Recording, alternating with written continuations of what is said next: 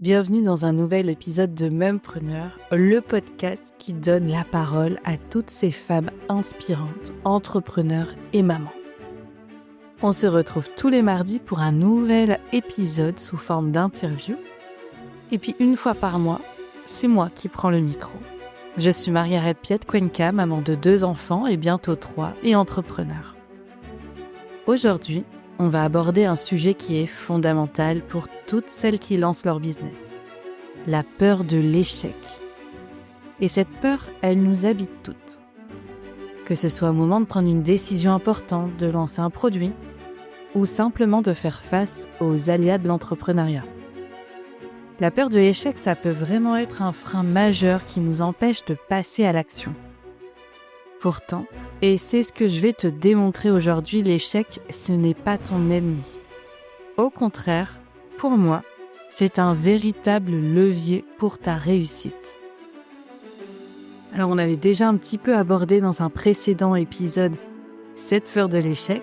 J'avais abordé 5 blessures principales des entrepreneurs. Et aujourd'hui, dans cet épisode, je fais vraiment un gros focus sur cette première blessure des entrepreneurs. Donc l'échec, on va parler de l'échec comme une matière vivante, c'est-à-dire quelque chose que tu peux modeler et utiliser pour avancer. On va explorer ensemble comment cette peur de l'échec, elle se manifeste. Comment elle se cache souvent derrière des mécanismes de défense comme le perfectionnisme ou encore la procrastination. Et surtout, comment on le transforme cet échec. Comment on le voit comme un outil stratégique pour grandir et réussir dans son aventure entrepreneuriale. Alors, prends un moment pour toi, installe-toi confortablement et allons ensemble à la découverte de cette peur pour mieux la dépasser. Bienvenue dans Mumpreneur Podcast. Déjà, pour bien comprendre la peur de l'échec, il faut peut-être définir ce que l'échec entrepreneurial, ça représente. L'échec, c'est pas simplement une erreur ou un résultat négatif. Comme souvent, c'est vu dans notre société, surtout notre société européenne, encore plus française. En réalité, il faut plutôt percevoir l'échec un peu sous l'angle, la mentalité plutôt anglo-saxonne, c'est-à-dire comme une opportunité déguisée. En d'autres termes, pour moi, l'échec entrepreneurial, c'est un événement ou une série de décisions qui n'aboutissent pas au résultat espéré, mais qui, bien analysées, devient un levier d'apprentissage. Alors, moi, j'ai noté et j'ai plusieurs types d'échecs qu'on peut rencontrer en tant qu'entrepreneur. Le premier, c'est ce que j'appelle l'échec stratégique. Ça, par contre, c'est lorsqu'on fait un mauvais choix en termes de positionnement, de cible, de marché, d'offre. Vraiment toute cette partie définition de son projet et marketing. Par exemple, tu vas lancer un produit, mais qui répond absolument pas aux attentes de ta cible, de ton client potentiel. Et tu choisis par exemple aussi un marché qui est saturé, sans te poser la question sur quelle est ma réelle différenciation. Donc tout ça, pour moi, ça fait partie de l'échec stratégique. Et ça, c'est l'échec pour moi qui peut être le plus évité, ou en tout cas qui doit être réfléchi en amont. Mais je l'ai vécu aussi, cet échec stratégique, et je t'en parlerai juste après. J'ai fait aussi des échecs très stratégiques.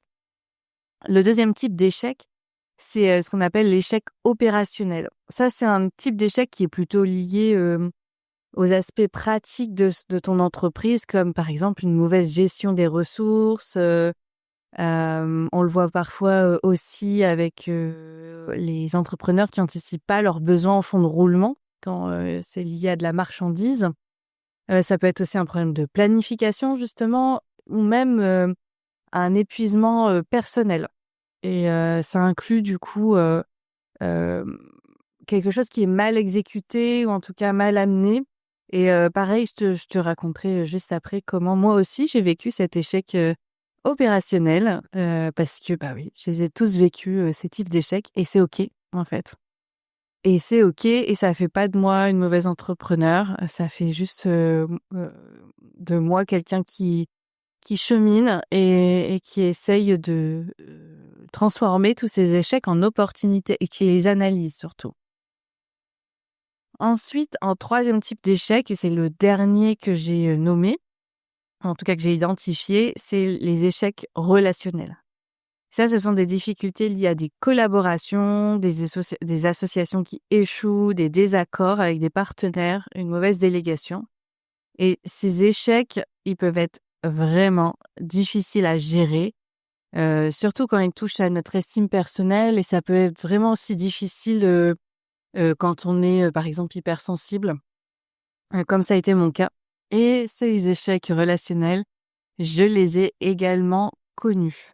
Alors parfois, c'est pas évident, autant les échecs stratégiques et opérationnels, on peut, je pense, en partie, avec le recul, les anticiper.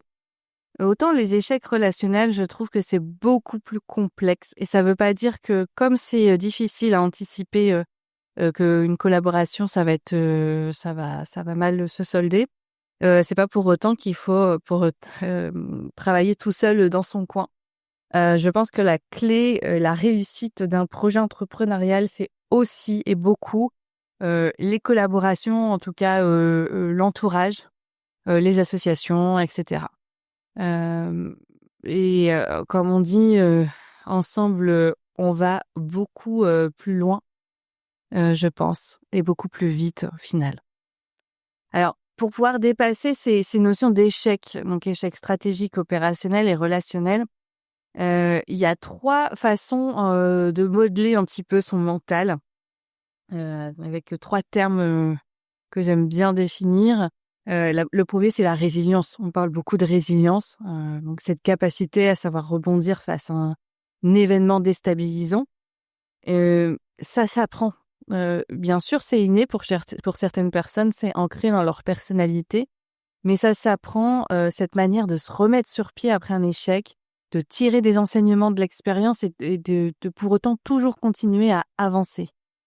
Et cette résilience, elle est fondamentale dans le mindset de l'entrepreneur. On ne peut pas entreprendre si on n'a pas déjà une forte résilience, sinon à la première difficulté ou la deuxième, parce que souvent il y a beaucoup d'entrepreneurs qui dépassent une difficulté et la deuxième s'effondre complètement, et ça a été aussi mon cas à un moment donné, sinon, le projet entrepreneurial ne peut pas subsister si on n'a pas cette résilience qui est ancrée dans notre ADN, et ça se travaille. On va le voir juste après comment on peut déjà le travailler, en dehors d'accompagnement, coaching, etc. La deuxième clé pour dépasser cette peur de l'échec, j'ai envie de parler de ce qu'on appelle le growth mindset, donc l'esprit de croissance en français. Et c'est l'idée qui est très ancrée en moi, et ça, c'est très dans ma personnalité pour le coup, l'idée que tout échec, c'est une opportunité d'apprentissage. Et ça, c'est valable pour tout le monde, en fait, je pense, même dans le salariat, etc. Mais c'est encore plus valable dans l'entrepreneuriat, et je pense que ça doit être appuyé aussi dans notre vie de maman, pour les mamans entrepreneurs, parce que même si ça peut être fort ancré dans notre personnalité, eh bien, lorsqu'on se plante dans notre cheminement de maman, eh bien, on va vite passer à côté justement de cet état d'esprit en disant c'est pas grave, je me suis plantée. Comment je peux faire pour le dépasser, pour pas que ça se reproduise? Souvent, on va se dire bah, je suis la pire mère du monde. Comment j'ai pu faire ça? Je suis vraiment nulle, les autres assurent, par exemple. Alors que cet état d'esprit devrait vraiment être conservé dans tous les plans de notre vie. Je pense que c'est ce qui nous permet le plus d'apaisement au final et de sérénité au quotidien. Et c'est vraiment aussi un des objectifs au final de cette volonté de dépasser les blessures entrepreneuriales et donc la peur de l'échec. C'est aussi du coup de pouvoir être beaucoup plus serein au quotidien, entreprendre sereinement, être sereine dans sa vie de maman. Tout ça, c'est essentiel. Donc, cet état d'esprit, ça doit être un allié, et c'est ce qui va nous aider à évoluer, à progresser, nous améliorer en continu. Et le troisième état d'esprit, je pense qu'il va être intéressant, mais qui peut avoir certaines dérives. c'est ce qu'on appelle l'effet IKEA. Alors, dans le contexte entrepreneurial, l'effet IKEA, ça peut être vu... alors déjà, je vais peut-être redéfinir, ça vient d'une étude qui a été menée en 2011 par un professeur à la Harvard Business School et par des psychologues. De tête, je crois que c'est Michael Norton, Daniel Motion et Dan Ariely. Et dans leur étude, en fait, en tout cas, ces chercheurs, ils ont demandé à des participants de monter eux-mêmes un meuble IKEA et en comparant ensuite leur perception de ce meuble à celle d'un autre meuble monté cette fois par un professionnel. Et les résultats, ils ont montré que ces participants, ils étaient prêts à payer plus cher pour un meuble qu'ils avaient monté eux-mêmes, même si la qualité était moins bonne. Du coup, ça, en d'autres termes, ça se base sur cette idée que l'effort investi dans la construction, la création d'un objet, etc., ça génère une forme d'attachement, de valeur subjective, même lorsque l'objet en question, il est très loin d'être parfait. Et dans un contexte entrepreneurial, du coup, si on le remet dans ce contexte-là, l'effet IKEA, ça peut être vu comme une manière dont les entrepreneurs ils peuvent accorder une valeur personnelle à ce qu'ils ont construit, même si c'est pas parfait. Ça aide dans un sens à être détaché de cet effet de perfectionnisme. Et par contre, l'effet négatif, c'est que certains et certaines entrepreneurs, elles peuvent rester attachés à des projets qui fonctionnent pas en fait. Tout simplement parce qu'ils ont investi du temps, de l'énergie, des ressources et du coup, ils savent pas quand c'est le bon moment pour arrêter un projet. Parce qu'il y a des projets parfois qui sont juste pas faits pour fonctionner et c'est OK. Et du coup, ça peut être un frein un peu au lâcher prise, à l'acceptation de l'échec. Si c'est poussé à l'extrême. Si c'est utilisé de manière très mesurée, l'effet IKEA, ça aide à accepter les erreurs. Parce que du coup, c'est un peu comme le growth mindset ou la résilience. C'est le fait de voir d'accepter les erreurs car on y voit des apprentissages. Et du coup, c'est accepter que tout soit pas parfait du moment qu'on apprend au maximum et qu'on souhaite évoluer. Alors, je vais peut-être repartir ici sur quelques exemples concrets. Je pense que c'est intéressant de voir un peu quelques histoires d'entrepreneurs qui ont fait face à l'échec et moi aussi comment ils ont su les transformer en succès grâce à leur capacité à analyser, à s'adapter et du coup en utilisant la résilience ou l'effet IKEA ou le growth mindset. Alors, la première histoire, c'est l'histoire de Camille. Camille, elle lance des box postpartum et elle a énormément d'attentes. Elle a tout planifié, les produits, le marketing, le site web. Mais les ventes ne décollent pas.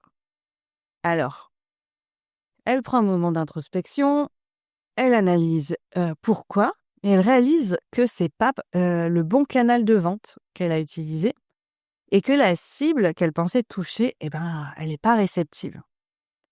Elle prend alors la décision difficile d'abandonner la box, mais au lieu de baisser les bras, elle décide de pivoter son projet. Et elle crée plutôt des séries d'ateliers en présentiel. Résultat, ces ateliers rencontrent un grand succès parce qu'ils répondent mieux aux besoins de sa cible.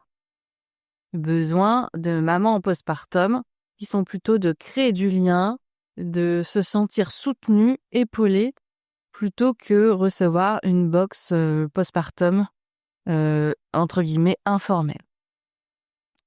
Du coup, si on reprend cet exemple, ici, il y a vraiment eu au début un échec plutôt stratégique, avec un échec de produit, de positionnement, mais en utilisant justement cette écoute, cette résilience et voilà cette growth mindset, cet esprit de croissance, Camille, elle a réussi à se repositionner. Il y a une réussite d'écoute des réels besoins et du repositionnement.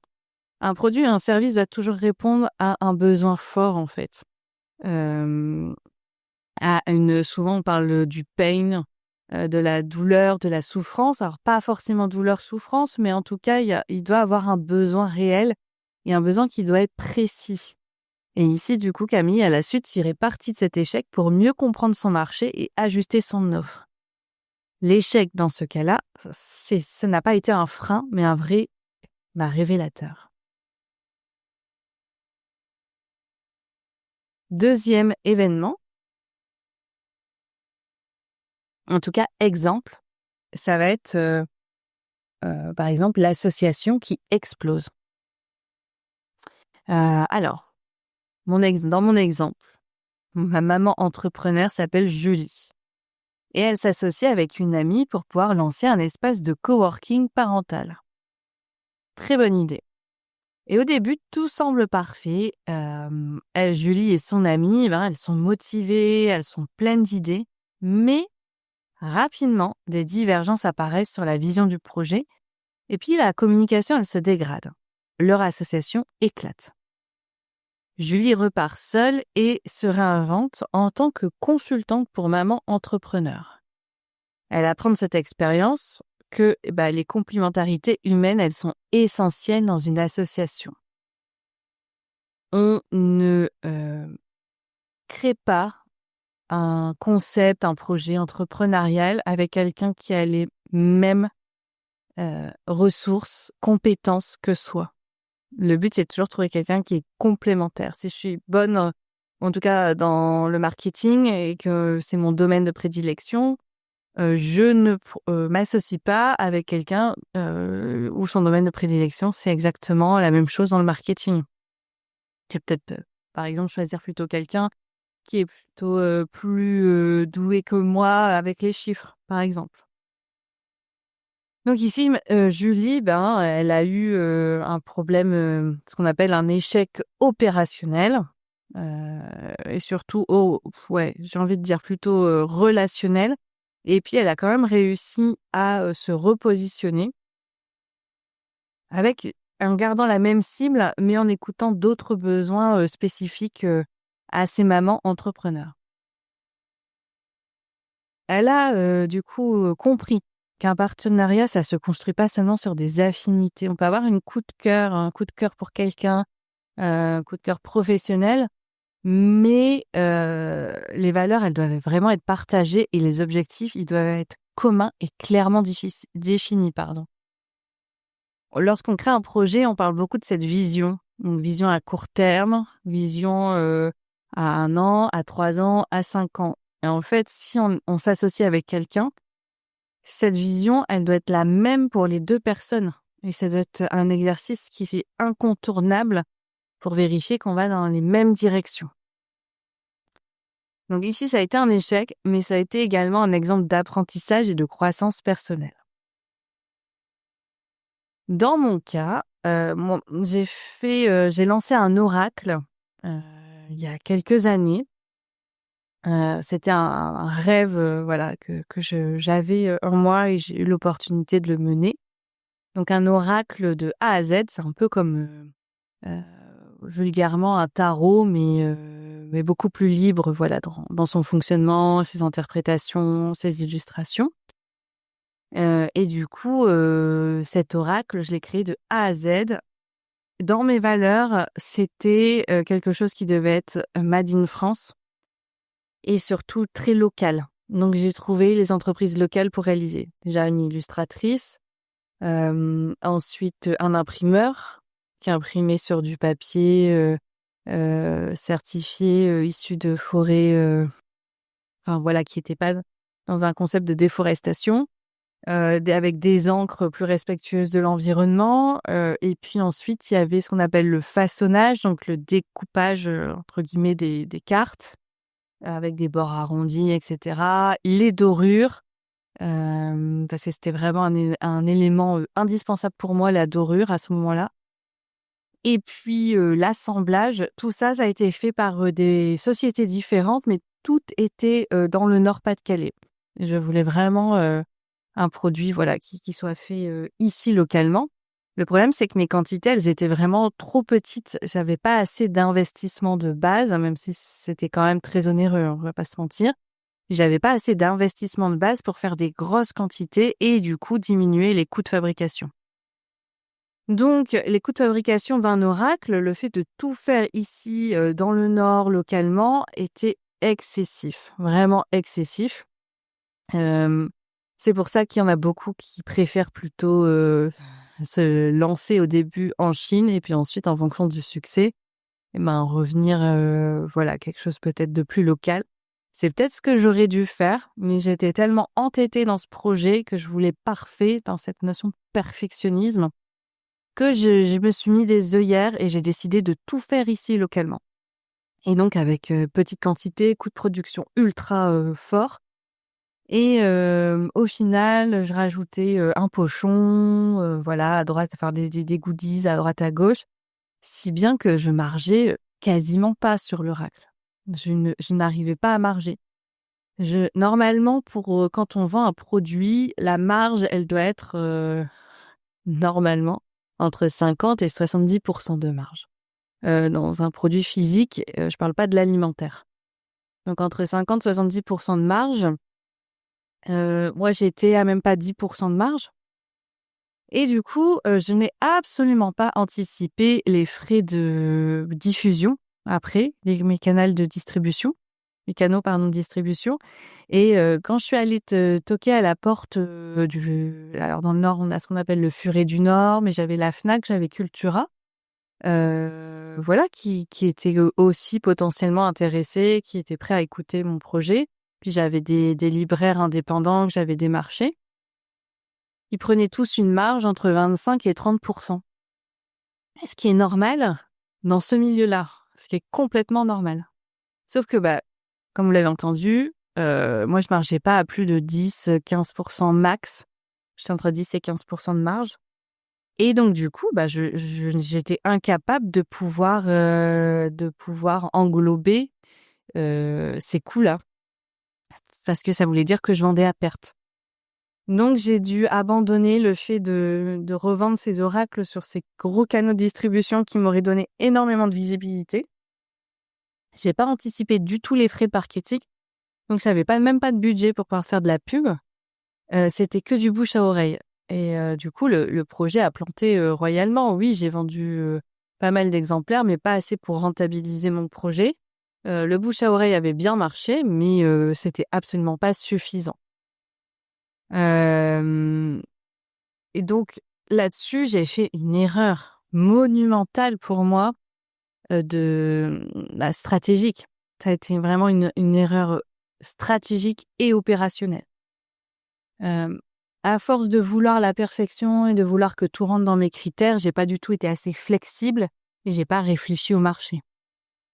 Pareil, je voulais absolument travailler avec des influenceuses. Au final, il faut aussi un budget conséquent pour travailler avec des influenceuses.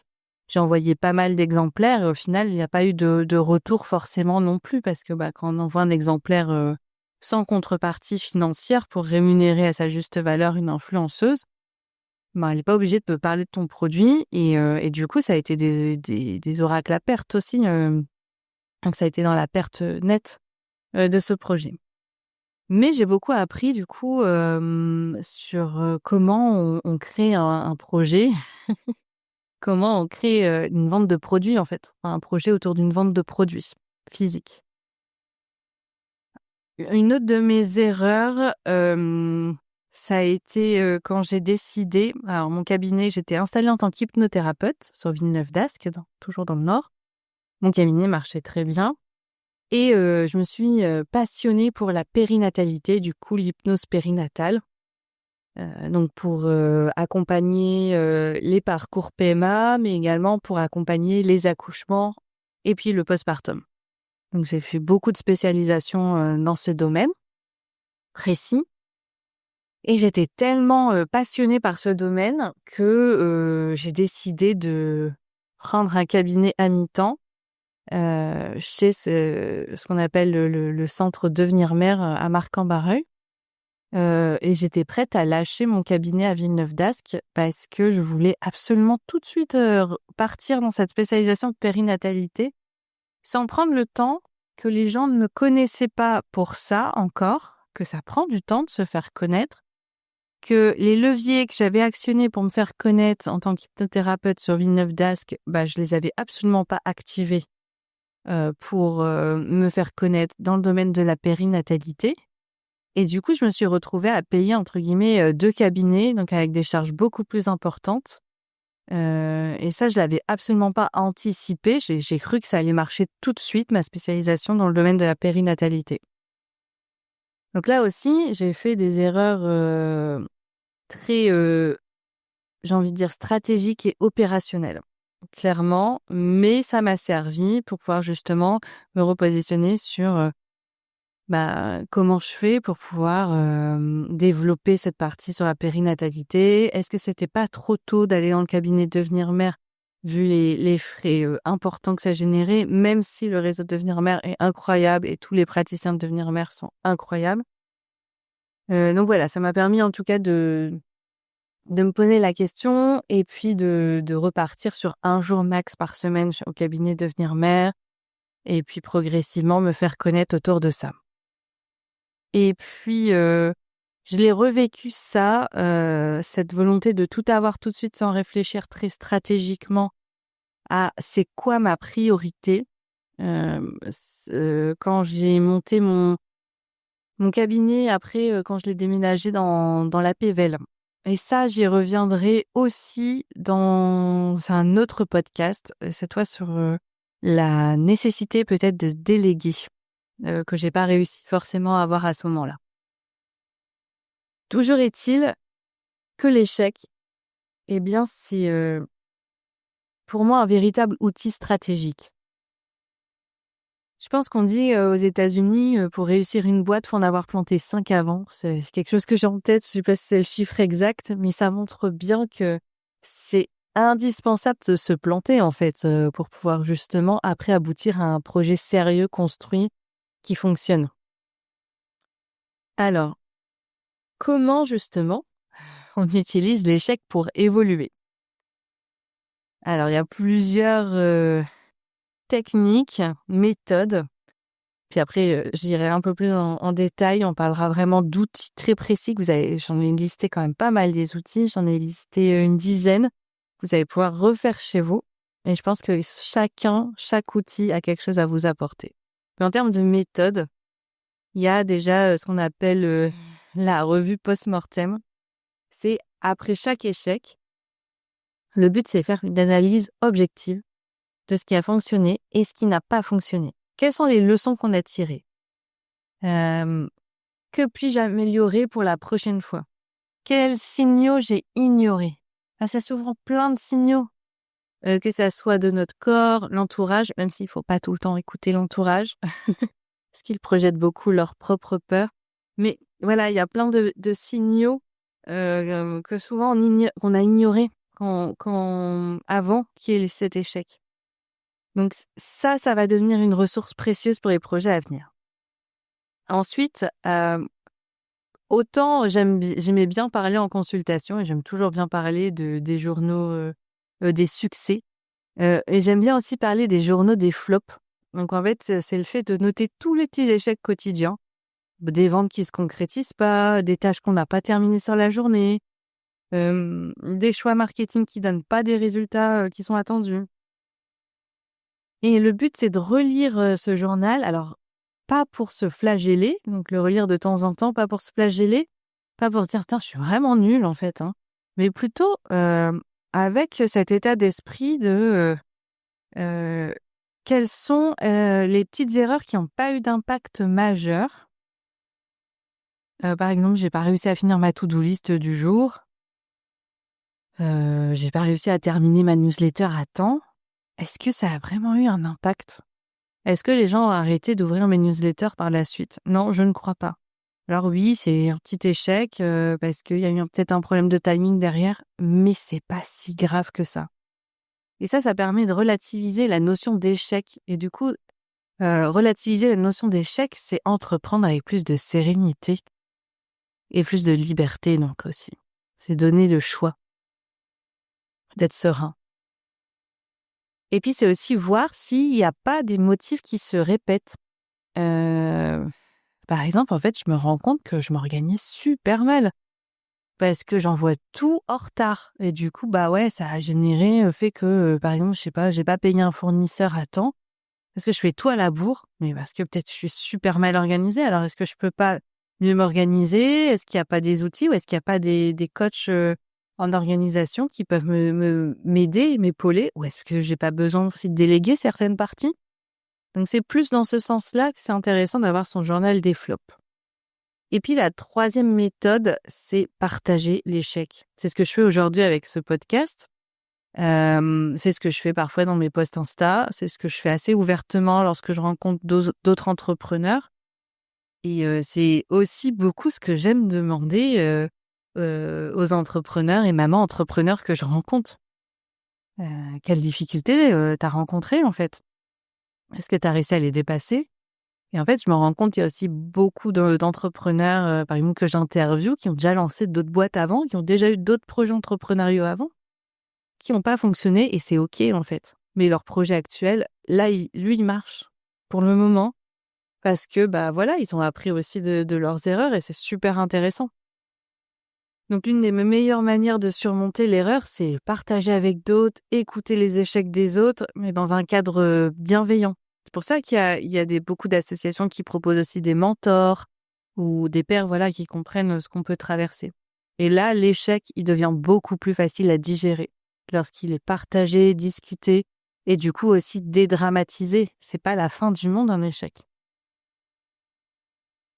Alors, on passe à la partie, je pense, la plus importante de ce podcast. Maintenant qu'on a bien compris, voilà, les natures de l'échec, et cetera, ou les méthodes un peu pour déjà les surmonter, mais maintenant pour vraiment les transformer, pardon, et voir les échecs comme des tremplins, eh bien, je te propose 10 exercices. 10 exercices pour dépasser la peur de l'échec. Tu vas voir, c'est ultra puissant. Alors, le premier exercice, c'est, et ça je l'avais déjà abordé dans le dernier podcast, il me semble, qu'est-ce qui pourrait m'arriver de pire? Le but, c'est de se demander qu'est-ce qui pourrait réellement se passer si l'échec qu'on redoute se produit. Et en fait, souvent, on se rend compte que les conséquences, elles sont pas si graves. En tout cas, qu'il y a d'autres manières de fonctionner. Par exemple, j'ai une amie qui devait avoir un investisseur dans son projet. Et finalement, l'investisseur a décliné à la dernière minute.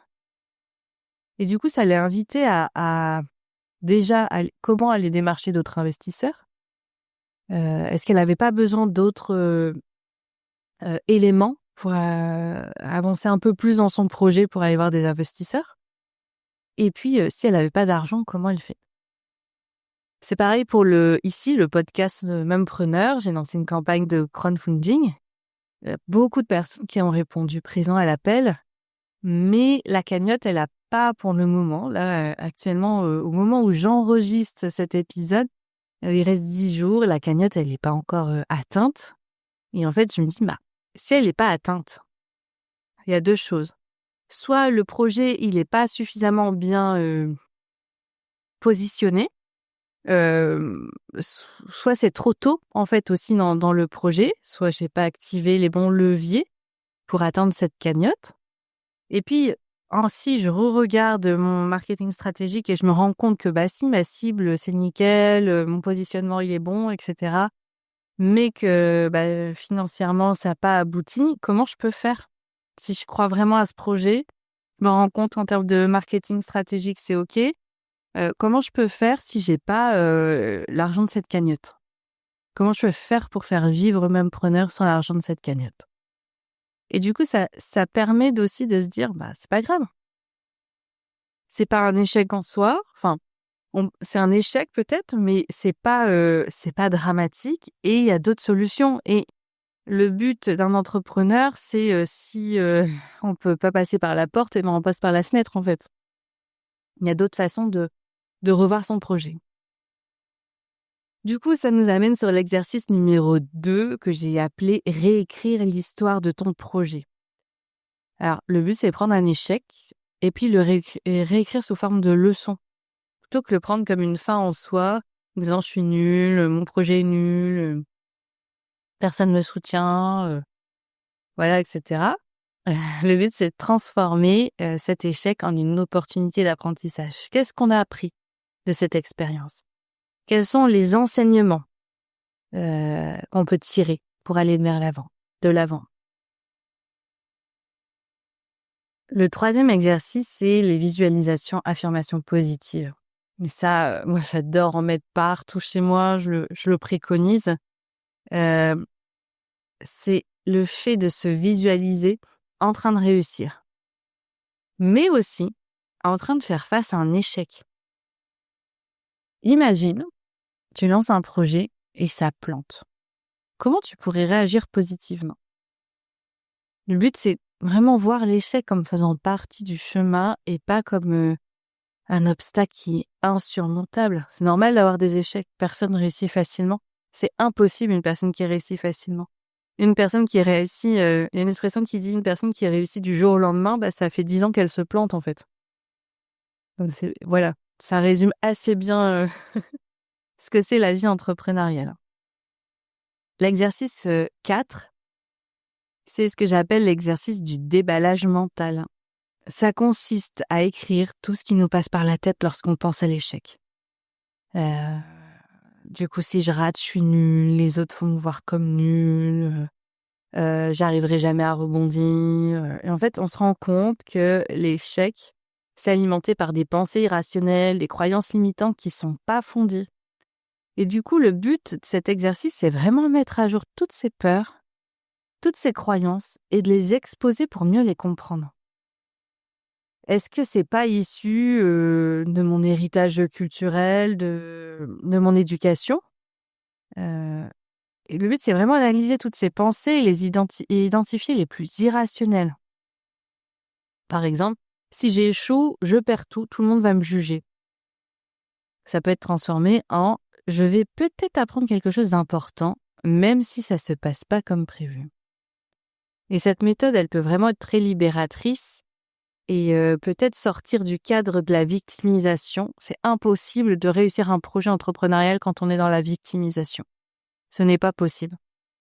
Et il faut réussir vraiment à switcher et à passer de sentiments de panique à une approche plus rationnelle et calme. Entreprendre sereinement. Je pense que c'est vraiment la clé, la base. Et c'est le but, en fait, de dépasser ce que je disais, les blessures, les 5 blessures des entrepreneurs. C'est pouvoir entreprendre sereinement.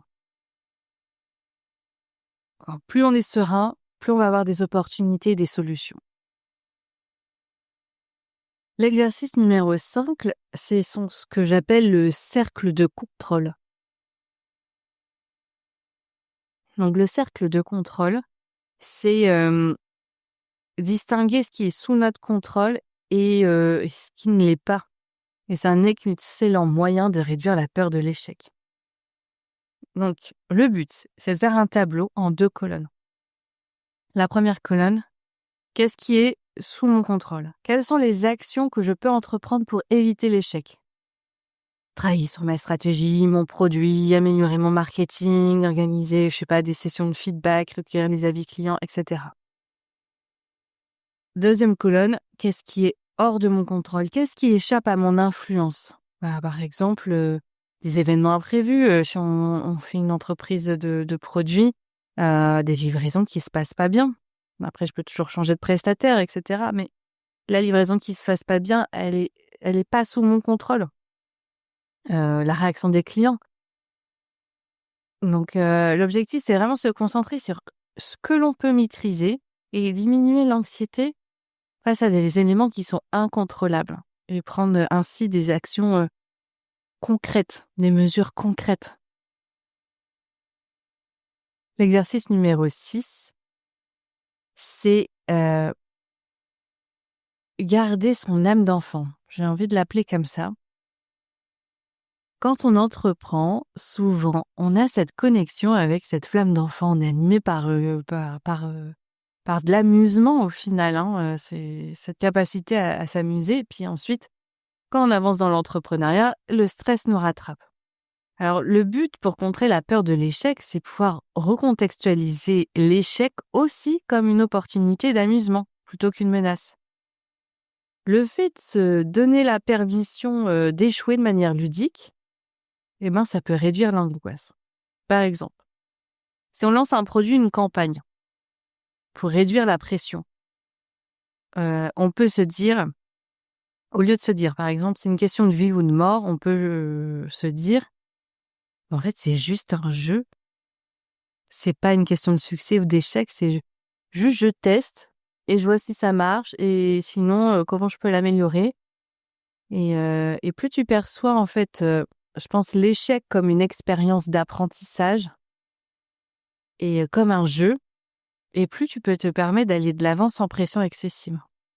En fait, ça doit t'amuser d'entreprendre. Tu as choisi d'entreprendre, tu as choisi ton secteur d'activité, ton produit, ton service, et ça doit t'amuser. C'est pour ça, souvent, quand on entreprend, on préconise de relâcher les tâches dans lesquelles on prend pas de plaisir, de les déléguer. Pour pouvoir se focus tout le temps sur ce qui nous met en joie. En tout cas, dans l'aventure entrepreneuriale, ce qu'on fait, ça doit nous apporter 80% d'amusement, de joie, de satisfaction. L'exercice numéro 7, on arrive doucement à la fin des exercices. Je vous avais prévenu, il y a beaucoup, beaucoup d'exercices. C'est aussi refaire le parcours de tous nos échecs passés. Donc, ça rejoint un petit peu ce qui a déjà été dit précédemment, mais là, c'est pas sur notre projet en tant que tel, c'est vraiment sur tous les échecs du passé. Qu'est-ce qu'on a appris à chaque fois? Quels étaient les résultats positifs cachés derrière ces événements? Qu'est-ce qu'on a appris? Vraiment, c'est cette notion d'apprentissage, je pense que j'ai envie qui reste en tête à la suite de ce podcast. Ensuite, l'exercice numéro 8, c'est visualiser peut-être l'échec. Tous les échecs qu'il pourrait y avoir, mais surtout comment on va rebondir. Se préparer à comment on va rebondir pour chaque échec et se préparer mentalement pour se rendre plus résilient. Par exemple, si j'ai un problème avec mes livraisons, comme je disais tout à l'heure, avec quel transporteur je vais pouvoir travailler. Si j'ai un problème de satisfaction client, comment je vais pouvoir combler ce manque de satisfaction client. Donc peut-être en allant voir chacun des clients mécontents, leur proposant une réduction, et puis voir là où ça a planté pour l'anticiper la prochaine fois et pouvoir réduire cette insatisfaction client, par exemple. Exercice numéro 9, la boucle de rétroaction. Lorsqu'un échec se produit, et c'est ce qu'on vient de dire, le but, c'est de rechercher des retours de la part des clients, des collègues, des mentors. Pas pour dire, tu vois, moi, j'aurais fait mieux, etc., mais plutôt pour voir l'échec sous un autre angle. Le voir vraiment comme une occasion d'amélioration perpétuelle. Ça permet d'apprendre de ses erreurs, mais surtout de renforcer cette relation avec les clients, collègues, mentors. En tout cas, montrer qu'on est prêt à évoluer et s'adapter. Moi, je dis toujours aux gens, t'as écouté cet épisode de podcast ou t'as vu, j'avais créé ça, j'ai vu que tu l'avais acheté. Qu'est-ce que t'en as pensé? Donc, la personne, elle va me dire, c'était cool, ça m'a pris ça, ça, ça. Ok. Maintenant, comment moi, je peux m'améliorer, en fait? Qu'est-ce que t'as le moins aimé? Et toujours être dans cette amélioration continue, parce que parfois, il faut lire entre les mots pour avoir la critique. Ça peut être subtil, mais ça peut être capital et ça peut tout changer en fait dans le produit. C'était trop bien, mais en fait, c'était beaucoup trop long ton podcast. J'ai dû l'écouter en 5 fois tellement c'était long. Ok, donc peut-être proposer des formats plus courts. Ça peut être intéressant. Peut-être qu'il y aura plus de taux de complétion. C'est ce qu'on appelle dans l'univers du podcast, c'est le fait qu'un auditeur il aille jusqu'au bout de l'épisode. C'est ça qui est analysé dans l'univers du podcast, par exemple. Et ensuite, on arrive tout doucement à l'exercice numéro 10, le micro-échec. Alors, la technique ou l'exercice du micro-échec, ça consiste à planifier plein de mini-échecs, des petites actions, des décisions qui nous feront sortir de notre zone de confort, mais qui ne comportent pas de gros risques. Par exemple, pour ma part, alors ça se voit peut-être pas, mais je suis une introvertie. Du coup, aller à des soirées, des événements de réseautage, c'est pas forcément l'événement le plus confortable pour moi. Pourtant, je le fais. Parce que qu'est-ce que j'ai à perdre si ce n'est que je vais avoir des retours constructifs, etc. Par exemple, un autre exemple, ça pourrait être essayer de vendre un produit, je sais pas, à une cible plus large que d'habitude, mais à petite échelle, juste pour pouvoir tester une autre stratégie. Ça pourrait être pour des personnes qui ont c'est pas mon cas, mais qui ont du mal à parler face caméra, de faire plus de stories ou plus de vidéos face caméra. Juste pour voir un peu si ça a un réel impact, si ça crée plus de liens avec la communauté, par exemple. Le but, c'est apprendre à échouer à petite échelle pour pouvoir diminuer la peur du gros échec. Et en observant ce qui se passe lors de ces petits essais, on construit sa confiance, on apprend à gérer les erreurs et à moindre coût. Parce que chaque échec, ça devient, encore une fois, une opportunité d'amélioration. Alors, je me demande comment toi, maintenant, tu vois l'échec désormais. J'espère vraiment que cet épisode, parce qu'on arrive à la fin, cet épisode, il t'aura plu et que tu comprendras que l'échec, c'est pas la fin de l'histoire. C'est juste une étape naturelle, essentielle et même indispensable dans chaque parcours entrepreneurial. Alors peut-être qu'au lieu de se laisser paralyser par la peur, il faut mieux l'embrasser. Embrasser l'échec comme un outil puissant pour apprendre à évoluer. Je vous invite donc tous à regarder vos futurs échecs comme des opportunités de croissance. La réussite, ça consiste pas, mais vraiment absolument pas, à éviter les échecs, mais à les traverser pour en sortir plus forte. Et toi, si tu veux aller plus loin, en savoir plus sur la gestion du mindset, des blocages dans l'entrepreneuriat, des blessures des entrepreneurs, je t'invite à découvrir mes programmes d'accompagnement. N'hésite pas à partager cet épisode avec des mamans entrepreneurs ou des femmes entrepreneurs qui pourraient en bénéficier. Et je te donne rendez-vous mardi prochain pour le prochain épisode de Mumpreneur et comme d'habitude, tous les mercredis pour la newsletter. Merci de m'avoir écouté et à bientôt pour un nouvel épisode de Mumpreneur Podcast.